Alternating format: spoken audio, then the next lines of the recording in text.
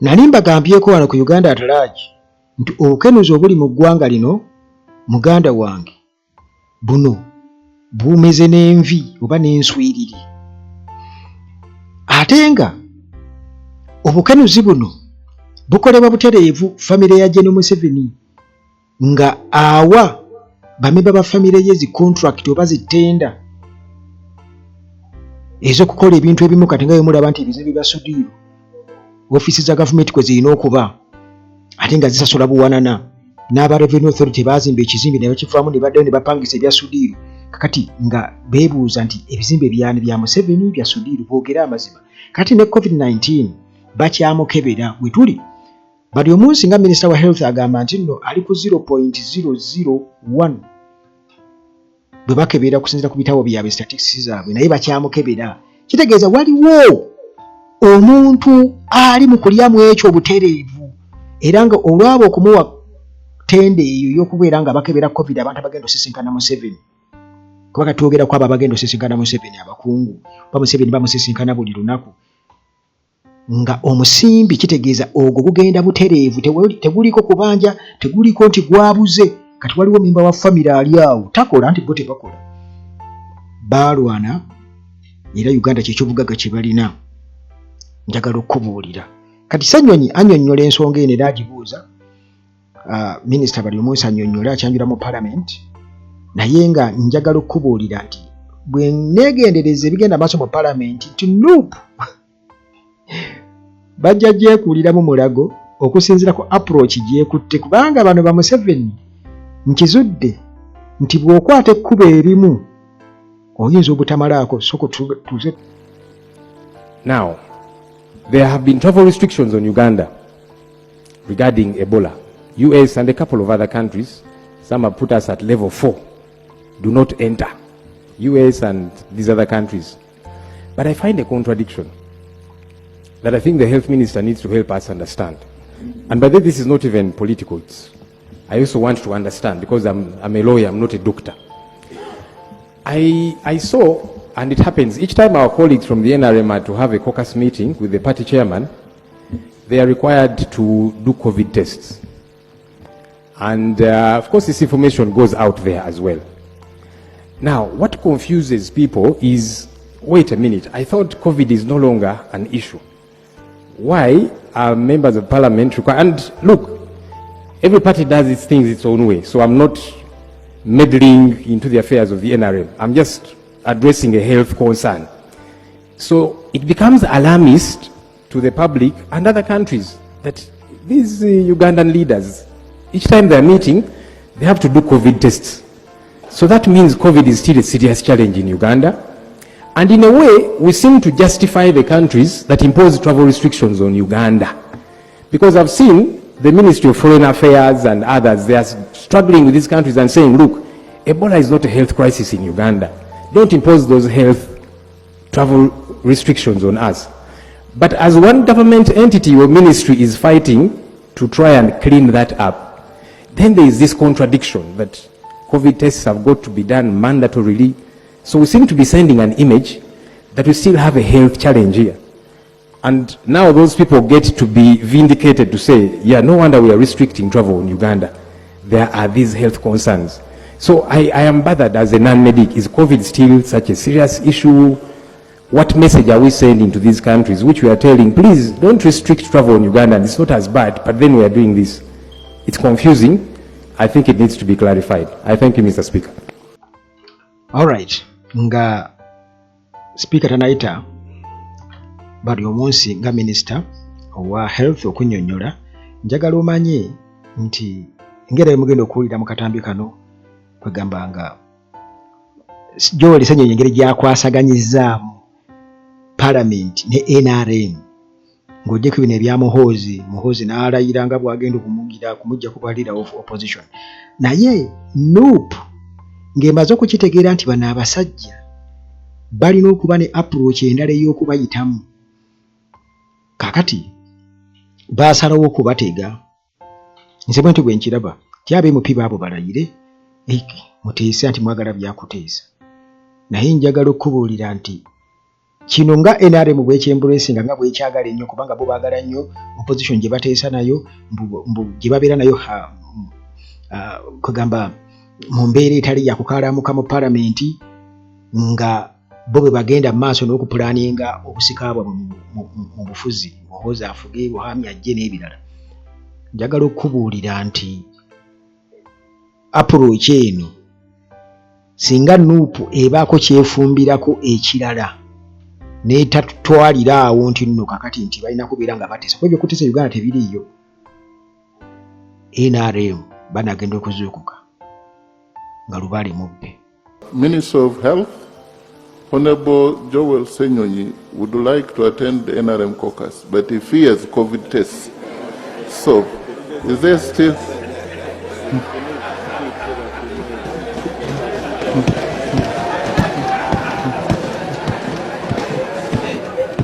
Mr. Speaker, allow me to clarify.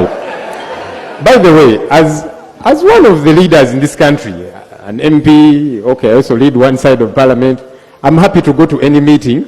If you good people invited me to Chankwanzi to present a paper, I will come and I will present a very good, solid paper. I hope you will follow what I have presented. But anyhow. Thank you. Yes, you've clarified. Honorable Bariomusi. The ghetto kids don't leave yet. Yes. Whoever is evicting them is malicious. Yes. The ghetto kids, as we welcome them to Parliament, they should remain to listen to the Minister of Health. Thank you very much, Right Honorable Speaker, and thank you, Leader of Opposition, for raising that concern. Usually when we declare an outbreak or an epidemic over, we usually add that you should continue being cautious. You take caution because there can be a possibility of that outbreak coming again. Like when we declared the end of the Ebola outbreak, I did caution that we remain on the lookout because there is still a risk. For instance, we got used to sanitizing during the COVID outbreak, and up to now, we put sanitizers. I hope the Leader of Opposition is not scared because we sanitize. That's why there is one here and one there. So that should not be a big problem. True, if you are to meet the President, go to State House, there is a requirement for a COVID test. And the COVID tests are done largely in Mulago. The positivity rates currently for COVID are 0.001%. So meaning we basically don't have active transmission of COVID in the country. And as a new Minister of Health, I will give technical advice to the President and the State House that maybe there is no big necessity to subject people to COVID testing, but just a precaution which is harmless. And I don't think it sends a negative message at all. It has little or nothing to do with the travel advisories which countries have been announcing. Maybe let me also use the opportunity to say we are engaging various countries, including the US, Canada, and others, on their travel advisories in relation to the Ebola outbreak. And our Minister of Foreign Affairs, I know, is engaging in meetings with these countries so that they can lift these restrictions and bans which they had imposed on Uganda, on their citizens coming to Uganda, but also on people traveling from Uganda to their countries. There have been those challenges. And like I've been saying, those travel restrictions were not backed by public health science, but we are engaging the various countries, and I think soon they should be able to lift them. So in a direct answer to your question, yes, there are these COVID tests, but the tests are harmless, but we shall advise the State House that from a public health standpoint, there is no strong justification to carry out a COVID test now because we don't have an outbreak or an epidemic of COVID. The positivity rates are very low, so we don't have active transmission of that disease in the country. But the next caucus, don't fear attending the caucus. We shall invite you as the facilitator of the NRM caucus meeting. And by the way, that should be the politics we should play in the country. Being in a ruling party and you being in opposition should not mean you can't meet and discuss the future of this country. So, leader of opposition, do not be scared of a COVID test. Thank you. The Thank engineer you. wants to inform me, if the speaker allows, I have no problem. Well, Saka wants to inform the Minister of... Yes. Thank you, Right Honourable Speaker.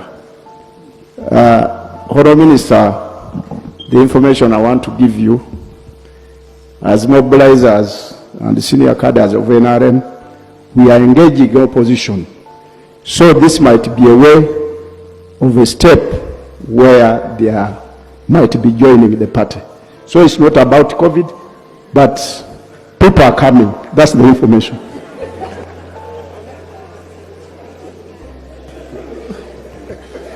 So thank you very much for the information. Yes, true. The NRM actually is an umbrella which accommodates people of different shades of opinion. So whoever is coming is welcome. Okay. Now it will be...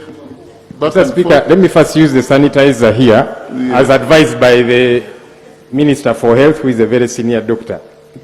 Mr. Speaker, I do appreciate the two ministers, the Deputy Attorney General's response. He says beginning September, we are going to see improvement in enrollment to the Law Council. We hope that happens so that these young people that have studied get to quickly join the market. The Minister for Health has told us he will advise.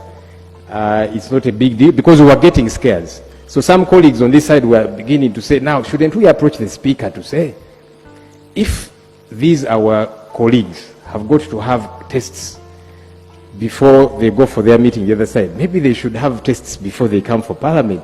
Are we safe? It was a concern, but I'm glad that you have cleared that and you will give the advice. Now we are at peace. But on a light note, if you're sending people to approach some of us to join you, please don't send people like Honorable Waliswaka.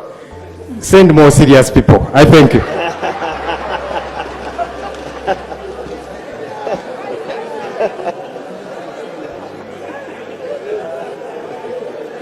Yes. Now that one is hard. Yeah. Yes. It's not serious. Okay.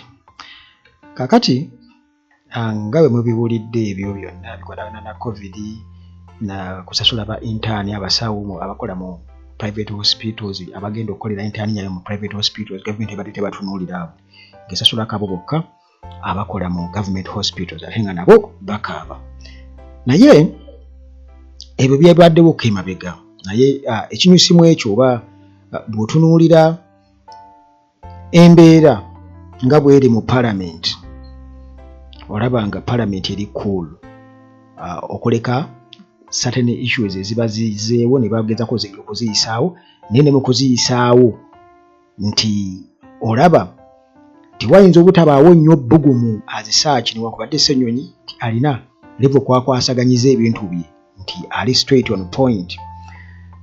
Kakati ekyo mu kukitunuulira ne kirabikanga nti already shadow government weri okucekinga government era Ssenyonyi bamusiima mu ekyo aba NRM kubanga ye abyogera n'abiyisaawo talinga mpuuga eyabeeranga awo nga talina kyayogerako naye nti enjagala mumanye nti wano mu Uganda bwe kuba kukyusa gavumenti oba kuva mu bwannakyemalira okwogera tekimala okwogera kuliwo kumanyisa abantu nga information nti ddala kino nakino kikolebwa mu bukyamu okulabisa naye nga okwogera tekimala yensonga lwaki okiraba nti aboogera ennyo okunkumula ennyenje tuyinza okuba tetukyabeetaaga nnyo kuba babaddewo emyaka n'ebisiibo mu palamenti wabula kaakati kye twetaaga kubanga tulina okubeera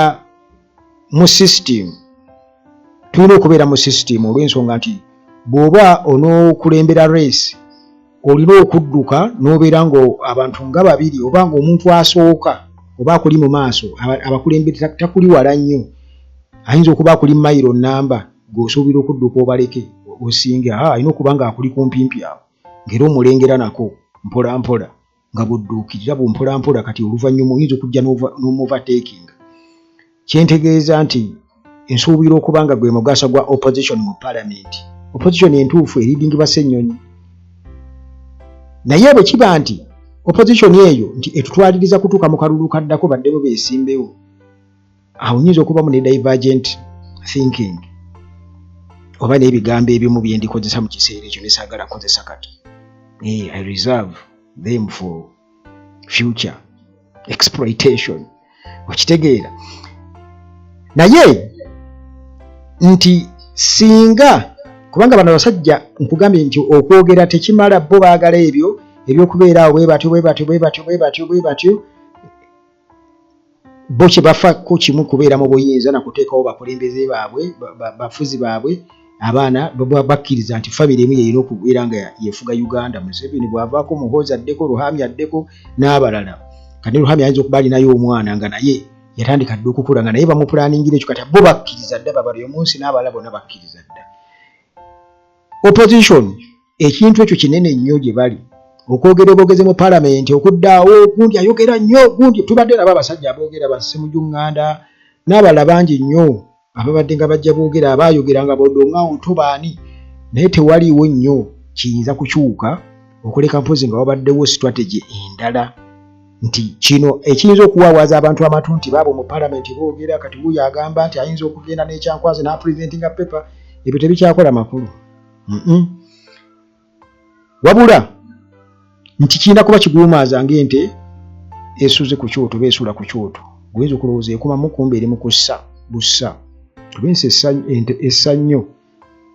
Kale Kyagulanyi bw'abanga ekyo obanga oppositioning ekyo baakitegeera nga waliwo empya oba sisitimu empya oluwendo olupya kino sitya kukyogera ngambye oluwendo olupya olutegekebwa awo mba ndi nabo era nange nkyaliwo bwe ntyo nkyabitunuulira go ge mazima.